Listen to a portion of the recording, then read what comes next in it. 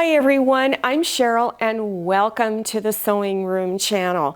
And I'm going to demonstrate how to make this pillow with this pretty little sash.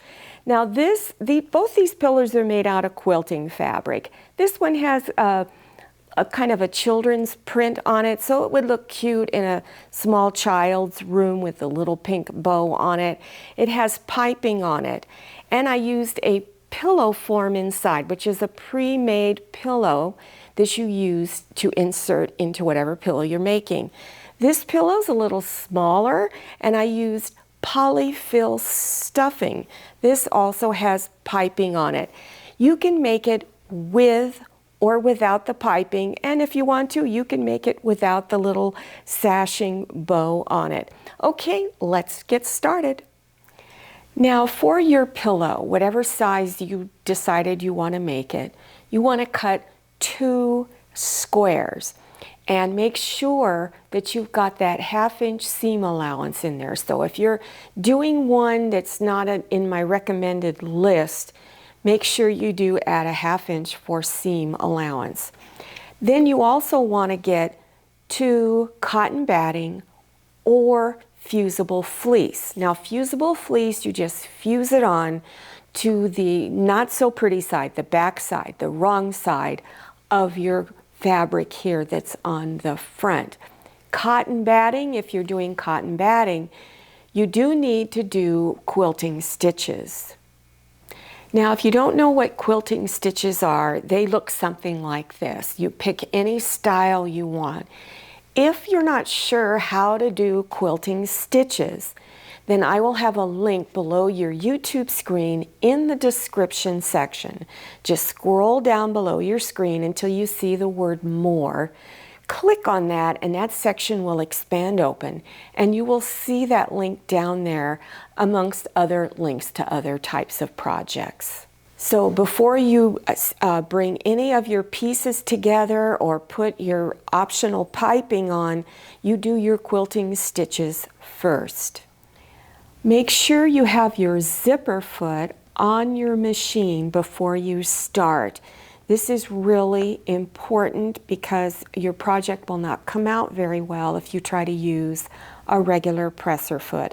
If you're not sure if you have one, refer to your user's manual and there will be a picture in there and it will look very similar to this. Now there's a little area on this side and this side. You want to make sure whatever side is closest to the cording that's hidden in here by the fabric, your needle is on this side closest to the cording, and you stitch right next to that cording all the way around. If you're not doing the piping, just leave your corners squared as they are. I do recommend if you're using the piping, you just curve that corner just a little bit. You can take a small lid, go up and cut around that little lid to round your edges. There are several ways to bring the ends of your piping together, and I don't do the let's say the more detailed way. It takes a little longer, and I really don't mind how this looks right here because this is all going to be hidden. So when you are stitching it on, you stitch it all the way around, and when you come to where your ends are meeting, just crisscross them over, pull the ends out away from your pillow fabric, and then stitch right across and back stitch a couple of times. When you are stitching around the corner, you want to cut into your piping, do little slits around the curve, then stitch the piping on. And then when you're done, come back and cut little slits in the fabric that's underneath. Now for your sash, you can cut it a variety of widths. It's really up to you. If you're making a small pillow, I would cut it at least 4.5 inches wide. If it's a larger pillow, I would cut it maybe up to even 6.5 inches wide. It's really up to you. So I've cut one long strip, 42 inches long, which is the width of your fabric. Cut one strip, whatever width you want it to be, and then cut that strip in half. All right, so take those ends of your strip. Make sure the pretty sides of your fabric are together. That's called right sides. And then take one end of each of your sashing pieces, fold it in half. And then you're going to, from this corner, you're going to go down maybe 2 inches and put a ruler on top of it, like this. Put one edge of it up at the corner here, and then about 2 inches down from the other corner, and then draw a line and then cut it off. You're going to pin along this edge up around the pointed end and back down on this side. You're going to not stitch over the end. You're just going to leave that open. Then stitch a 1/4 inch wide seam all the way around. Then after stitching, you want to trim just a little bit off of this slanted corner. Trim some of the point off so that the point will lay a little flatter. I like to take a little off each side like this. And then take some off of this little corner right here. Then take your, let me cut this. Then you're going to do little slits right here, just a couple of them, so that this will come out a little bit nicer.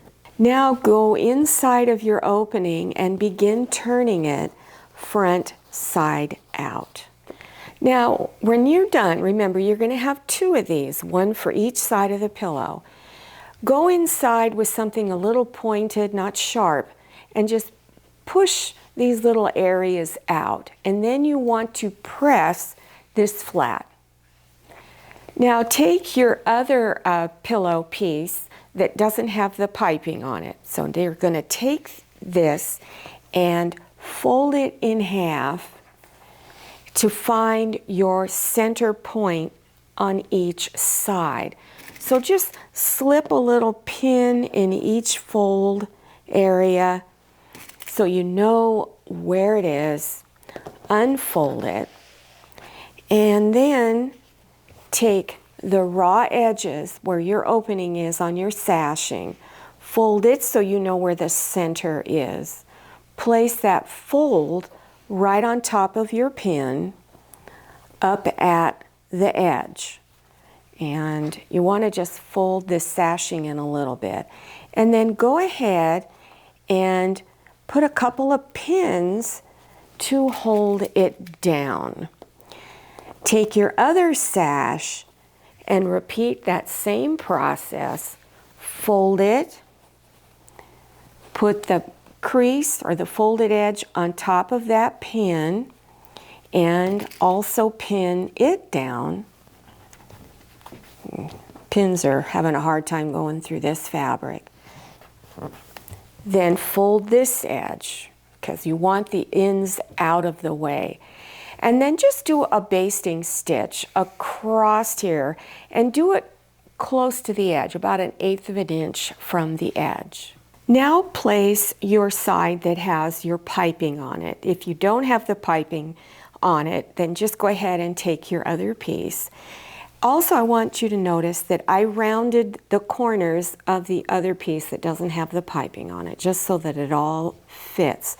So you're going to bring it right sides down, which is your pretty sides, where the piping is, and bring it down. Place pins around your edges. Now, there's 2 different ways you could pin this. If you're going to use the pillow form, which I talked about in the very beginning of this tutorial, you want to leave a real wide opening. So you're only going to come in maybe 1.5 inches from each corner, and place your pin. If you're going to use the polyfill stuffing, you'll only need to leave a big enough for your hand to go through, because you're going to manually put in little pieces of stuffing and to fill the pillow in. Once you have it all pinned around and you've decided how wide your opening is going to be, I'm going to start on one side of the opening, and I don't know if you can see it. I wish I had used another color of thread, but there's a line of white stitching right here. And this is where the piping is stitched on. So you're going to take your piping foot and place it on the outside of your stitch line. Make sure your needle is moved over closest to the stitch line. Stitch right on top of that line. It makes it really easy to get everything even if you stitch directly on that line. And so stitch all the way around your pillow. Now I have 2 pins marking the other side of my opening, and that's to tell me to stop. Don't stitch past that, because you want your opening left unstitched. And then make sure you back stitch on each side of the opening. On the side where your piping was stitched on, remember we did little slits around the corners. So after you stitched, you want to go over to the other piece of fabric and do little slits there. And it's easier to do it separately from your other side of the pillow because it's so thick it would be difficult to do. So make sure you do that on all 4 corners. Then go inside your opening and begin turning it front side out. Once you get it turned front side out, then reach inside and begin poking all 4 corners out. Now, if you're using the pillow form, make sure you left a very large opening, and then just push one corner of the pillow form in, then squish the other side and begin pushing it in. It's a slow process. Take your time because you don't want to rip your seams open. I'm using polyfill in this particular pillow. When you pull it up out of the bag, make sure you break it apart so that it's not in large clumps, and then insert it in by hand. And you want to start filling in your corners first, then through the center, and continue filling all the way down, and then your corners, and then near your opening. Now don't put so much stuffing in that you can't get it closed to sew it. Now there's several different ways you can do this opening to close it up. You can do just a little whip stitch. You just grab fabric on each side of the opening and just whip around. Or there's something called a ladder stitch, which is a hidden stitch. You can't see it at all. If you don't know how to do the ladder stitch, there will be a link below your YouTube screen in the description section. So remember, you just scroll down till you see the word more, click on it, and that section will expand open and you will see all kinds of links appearing down there. So go ahead and close up your opening. Once you've got your opening closed, then go ahead and tie yourself a little knot right here in the center. Now this pillow on my left side is the one where I used a pillow form, so they're pre-made. You can buy these in craft stores and some fabric stores, and you can also get them on the internet, such as Amazon, Etsy, and many, many other places where they sell sewing and fabric supplies. So this is what this looks like with the pillow form, and remember this one has the polyfill stuffing. Well, I hope you enjoyed this tutorial and that you learned something new. Remember, if you want to see the links to how to do the ladder stitch, and I've got other links to other pillow projects down below, and you're in the description section. So just scroll down, click on the word more, and that section will expand open. Make sure you follow me on Instagram and check out my Facebook page. Thank you so much for watching, and I'll see you next time, and happy sewing. If you like the Sewing Room channel, one of the best ways to show your support is to subscribe by clicking on that red subscribe button and give this video a thumbs up. And don't forget to click on share to share this video with your friends. And make sure you click on the bell so you receive notifications for all my new videos. I'm Cheryl, this is Manny, and this is Scotty. See you next time.